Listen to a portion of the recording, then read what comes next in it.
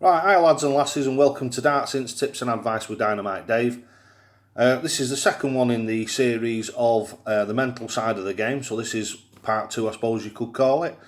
And what I want to talk to you today about is something that I was brushed on yesterday, which is structured practice and the difference that it makes to your mental side of the game and the way that it lifts your confidence. Because if you practice seriously, then you play seriously. So what I am suggesting that you do is start practicing in a structured and constructive manner. So in other words, instead of just going into the back bedroom or wherever it is you go and play and just chucking the darts at the board, make yourself a plan out. You can do it in your head, you can do it on paper, you can do it on your laptop, you can do it on your BlackBerry, whatever you want to do it on.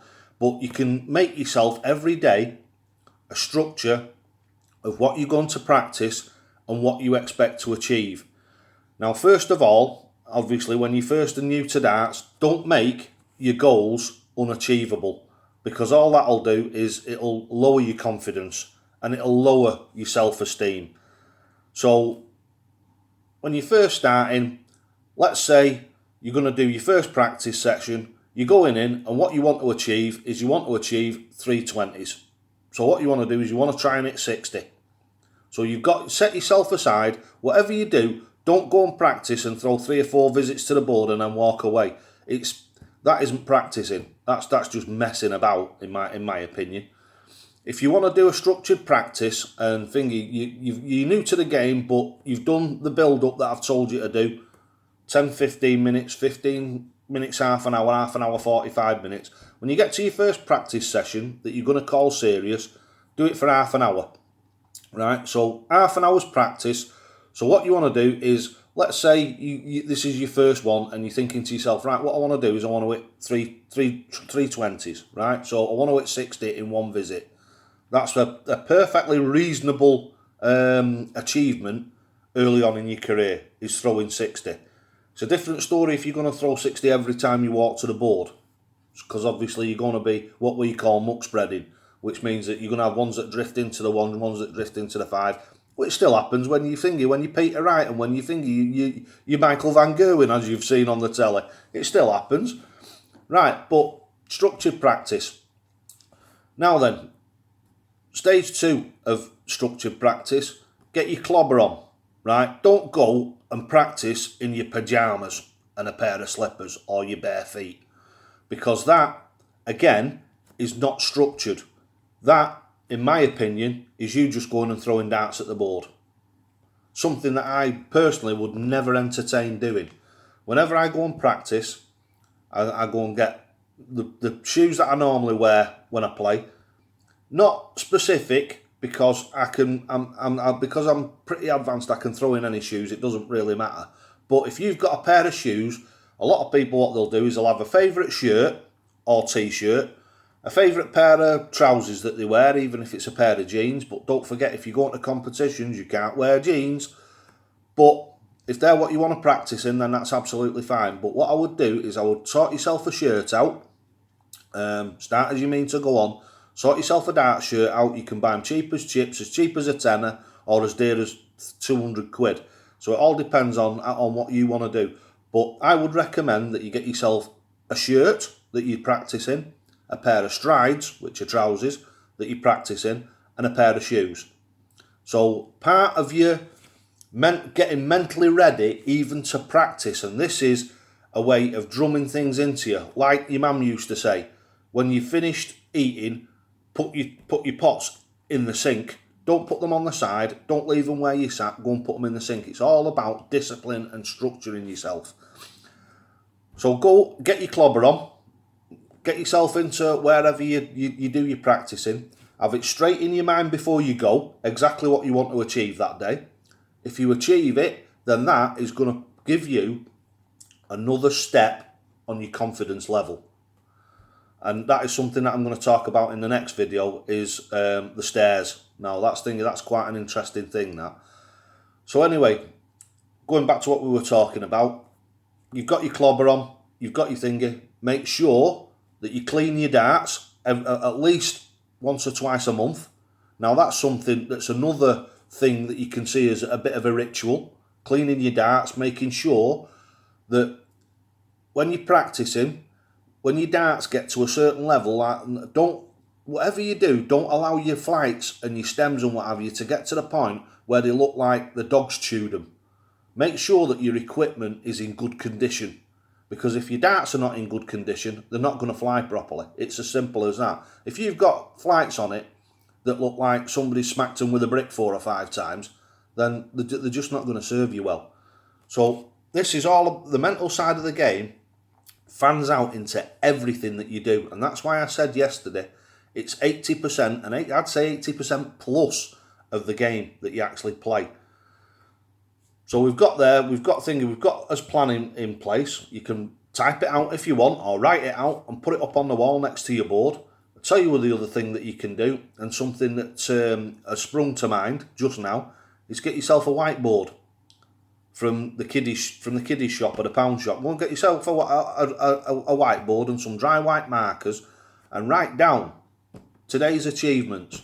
Right, I want to hit 3 double tops in me 45 minutes or half an hour or an hour, whatever you're doing your training session in. This is what my goal is for today.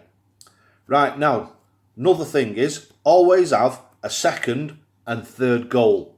Reason for this is, when you go in, if you're not setting yourself like silly goals to achieve, then the likelihood is you're going to achieve that goal during your practice session. And then what do? Do you go and try and do it again? No, you don't, because that will detract from the achievement that you've made hitting your goal. So then, therefore, you have your backup goal number 2. So let's say three double tops in your 45 minutes, and you've hit them 3 double tops after, and it can happen, even if it's a fluke, it can happen after 3 or 4 minutes. So then you're thinking to yourself, what do I do for the rest of the session? I'll go and try and hit it again. And if you try and throw for that again for the rest of the session and you can't hit it, you're going to be more disappointed than you were when you made that goal in the first place and when you achieved it. So set yourself a second goal, a third goal. If you've got a dry whiteboard, what you can do is put a tick next to it. Set yourself 3 goals for the day. If you achieved goal number 1, put a tick next to it, go on to goal number 2. So if it is 2 double tops, and then after that we thought to ourselves, right, what I want to do is in the rest of the session, what I'm going to do is I'm going to try for double 16s, because it's a popular outshot. So you go and you say to yourself, right, now I've done 2 double tops, I want to do 2 double 16s. So you go that, 10 minutes later you get the 2 double 16s. One after that is your thingy, is your 10s, because obviously if you go to throw for 20 and you miss 20, you go for double 10. Just try and make it sensible, if you know what I mean, so it makes sense. So you're actually working on your outshots, or you're working on your scoring. Something that I've said loads of times before, if you're going in to do a session, what I would do is I would do it targeted, either scoring or doubles. So a lot of people, and I've had a hell of a lot of people say this on thingy, as replies on my Facebook page, my Twitter, on my thingy on YouTube, is right,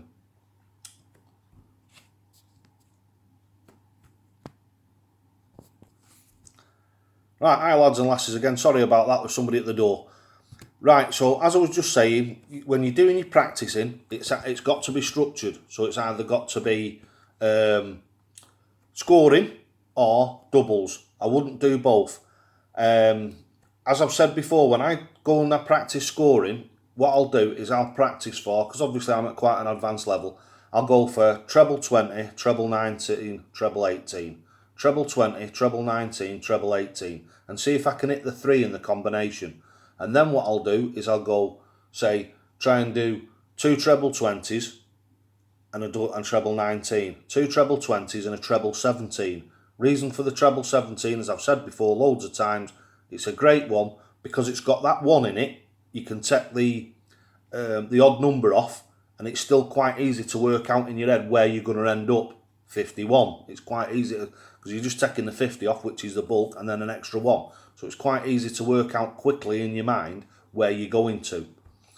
The other thing is that I would like to say and all about practicing and about the general game and about your focus, which is another important thing, is your focus. Whenever you're in the pub or whenever you're playing with anybody, you watch. When people are scoring, right, the darts go all over the place. When people are going for a double, you watch how close their darts land to the double as they're going for it. Obviously, you're going to have a bit of a spread depending on what type of level they're at. But you look at the difference in the way when somebody throws for a double to try and finish the match than they do when they're scoring.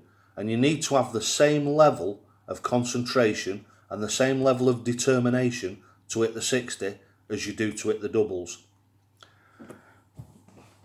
Right, now another thing is when you're practicing, you've got in and you're doing your practicing, you've warmed up. That's another big thing. When you go in, don't go in and start trying to throw straight away at what you want, because it won't work. Start off with the basic technique, which is in the very, very old videos. What I always do when I first go to the board, I just throw at not at the bullseye, but at the centre of the board to warm my arm up. Now I only need about 3 visits, but sometimes some people, and I've seen this on again on Facebook and YouTube and Twitter and what have you, and they've said to me, I get better the longer I play. Right, now that is because your muscle memory is building as you're going along. As you get more proficient, and if you do it in a determined manner, like the practice regime that I'm telling you about, when you go to playing competitions or you go to play in the pub, you're already in the right frame of mind. You're not in an aggressive frame of mind, but you're in a frame of mind where you're determined to do your best. And that's all you want to achieve, is to do your best, and next time you come, do that little bit better. Just a little bit better every time. Every time you go out and play in the pub, not necessarily your averages, but how you feel about how you've played. If you feel that you've played well, then you can't ask for any better than that. But in feeling well, feeling that you've played well this time, let's see if you can play better next time. So right, thanks for watching Darts Hints, Tips and Advice with Dynamite Dave. This is, like I say, is a bit of a thing over the mental side of the game. Just a little bit of a footnote for when you're practicing. Always, always, always make sure you're getting your basics right. So, as I've said in all my videos, when you go to the hockey, make sure your foot is in exactly the same place every time. Because if you're throwing from different places, you've got to throw differently, and you're fighting against yourself. If you do that, if you're one of these, and I've had this in the pub, this bloke, he throws from about, well, let's say in between 2 and 6 inches behind the hockey. I don't care. Don't make any difference to me. He's meant to stand at it, but I don't care if he stands in the vault. Don't make any difference to me, because I still play the way that I play.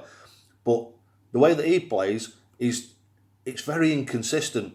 He'll go to the board and he'll throw 140, and then the next time he'll go to the board and his darts are down near the bullseye, and that's because I've sat and watched him, or stood and watched him behind him when I've been playing him, and he's in different places every time he goes to the board. He's never stood in the same place twice, so it's imperative. Make sure you stood in the same spot every time. Every time. Make sure you put that mark on your hockey at home. When you go to play in the pub, if you're playing at the same pub all the time, take your Sharpie with you and just put a mark on, like that, when nobody's looking.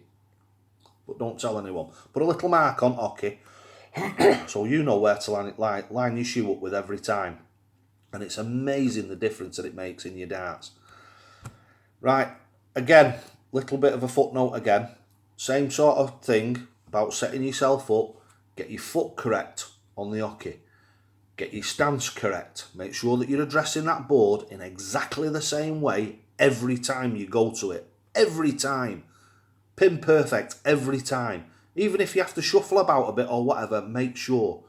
Make sure that you're getting your arm level. Make sure that your arm there, when you're throwing your darts, is not down here and it's not up here, it's level. Make sure you've got that lovely tick-tock throwing action. If you get all those things combined together, everybody who's been on my channel has seen the way that I throw. And I've yet to come across anybody, anywhere, professional or amateur, that doesn't agree that my throw is absolutely bang on. And it is, because I've spent years perfecting it, and it works, and it really does work. And if you can get yourself into throwing the way that I throw, it'll feel alien at first. It felt terrible to me for the first 2 months when I was doing it. I was trying to get it right, and I was trying to get my arm so it was right when I was stood, and so my arm was going absolutely straight towards the board every time, like an arrow, like a laser. It has to go straight to the board every time, and it takes a long time to get that to work properly. But once it does get to work properly and it starts to build and build and build, your game just gets better and better and better. Right, so hopefully this has helped one or two of you lads and lasses out there. I think I was going to cut off at about 13 minutes and I've just gone on now for about another 4 or 5. But you know, that's what I'm like. I love just chatting to you. So thanks for watching Darts Hints, Tips and Advice with Dynamite Dave. And don't forget, lads and lasses, structured practice and toe to the hockey!